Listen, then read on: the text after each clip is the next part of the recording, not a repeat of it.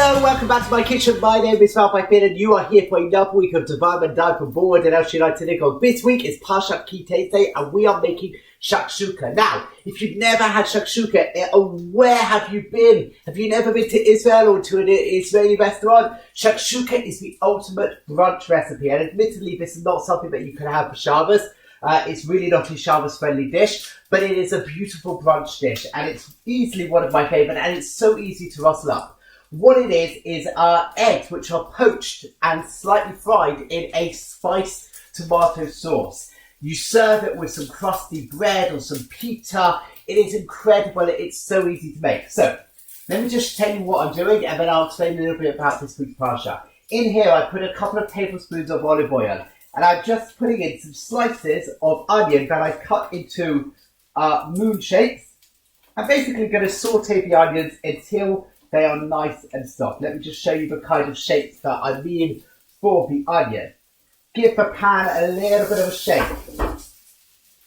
Again, we are using my bad hob, so it's not going to work as well as I would like, or as quick as I'd like, is probably the right thing. Into it, we're going to add some sliced bell pepper.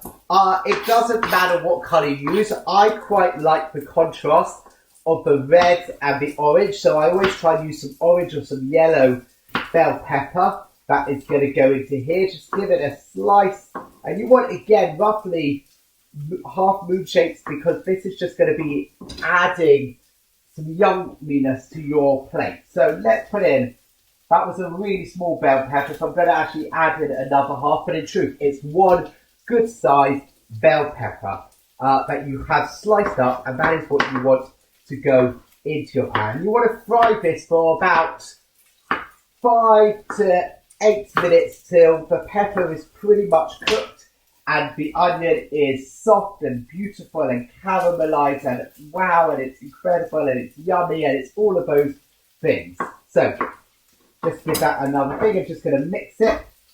And the final ingredient to prepare for now is a couple of cloves of garlic. They're not going to go in straight away. I want to let the onions and the pepper cook a little bit more.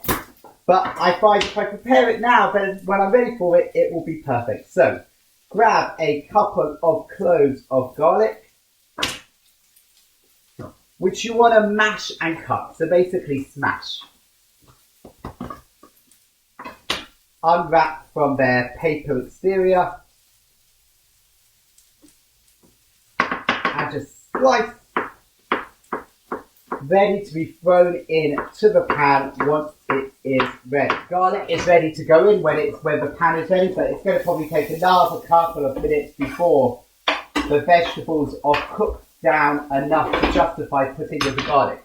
Whilst it's cooking, let me tell you a little about this week's Sedra. This week's Sedra, Passata Tetzei, is a booming Sedra. I say booming because it contains no less than 74, yes, you heard me correctly, 74 different laws, 74 different mitzvot. And it's everything, pretty much anything you can think of, you can find in this week's Torah portion. For example, laws about how you treat an orphan, laws about how you treat a widow, laws about how you should care for the poor are in this week's Torah portion. Laws about if you have a wayward son is in this week's Torah portion. There is some religious laws as well. There's loads of laws. In fact, you know what? I recommend you open up your Chumash and you just give it a go. Have a look, see what you can find. Trust me, it is absolutely amazing. Just adding in now our chopped garlic. And about quarter of a teaspoon to half a teaspoon, depending on how spicy you like things, of chili flakes. And just give that another mix and another fry. But I hear you asking, why is it that we are making shakshuka? And let me tell you exactly why it is. Because in the Torah, in this week's Torah portion, we have something amazing. We have a really odd law, and it is called Shiluach HaKen. Shiluach HaKen is a law which goes as follows. If you see a bird's nest, and in that bird's nest there is either a little bird or more likely eggs, but the mother bird is sitting on top of those eggs or is sitting on top of those fledglings, you have to send the mother away. You cannot take the young or the eggs for yourself whilst the mother is present. And this is a really, really odd law, especially to find in something like a Torah, a book which is teaching us how to live. And the rabbis ask, what is this mitzvah of Shiluach HaKen? And it is literally a mitzvah. It is a mitzvah if you find a nest with some eggs to send the mother bird away before you take the eggs. Why? And so one approach is simply a chok. It's one of those laws which doesn't necessarily have a rational explanation, or an explanation that is certainly provided for us in the Torah. The second approach comes from Maimonides, Harambam, who says as follows: if a law provides that such grief should not be caused to cattle or birds by taking their eggs and young away from them whilst they're still present, how much more careful should we be not to cause grief to our fellow? The onions are really causing me grief. Not to cause grief to our fellow. And therefore, according to this, the whole point of this law is to sensitize us. If we're not supposed to cause grief to a mother bird by taking away its eggs, how much more so should we be careful when we are dealing with other human beings and dealing with other people? Think about how our actions impact them. And I think as we head towards Rosh Hashanah, that is a really incredible message for us to take to heart. The importance of showing sensitivity to others, whether they be animals or human. But because what this law is, if you want to eat eggs, you need to send away the mother bird. Therefore, to represent that is why we're making shakshuka, our egg dish. Now, having discussed all of that, I'm ready to show you the next portion of our shakshuka. It is such a simple dish.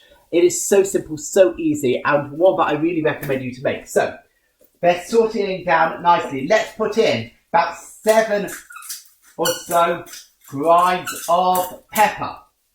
Let's put in about half a teaspoon of salt.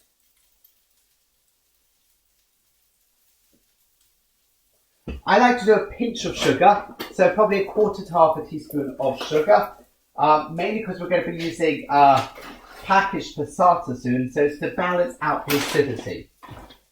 2 teaspoons of paprika. When I say 2 teaspoons, I mean gesunte teaspoons. 2 teaspoons of paprika, and about a teaspoon or half to a teaspoon of ground cumin. I don't know if this is an authentic recipe of this dish, but you know what? It works for me. And as I've said so many times, if it works for me, it's going to work for you. But you can always make it your own. If you like things more spicy, add more spice. If you want a bit more cumin, add more cumin. If you want to add things like coriander, do that. At the end, if you want to add things like feta cheese, throw that in. It will be incredible. It will be amazing. Lots of people will saute off some aubergine and put it in there. Now, going to add in about 400 grams to 500 grams of tomato passata. Now, the version I'm making is enough for 4 eggs, which will probably feed 2 people. Although I said it's enough for 4 eggs, I'm actually only going to demonstrate it with 2 eggs because there's only me. But the sauce is so good that I love to. It just works beautifully with the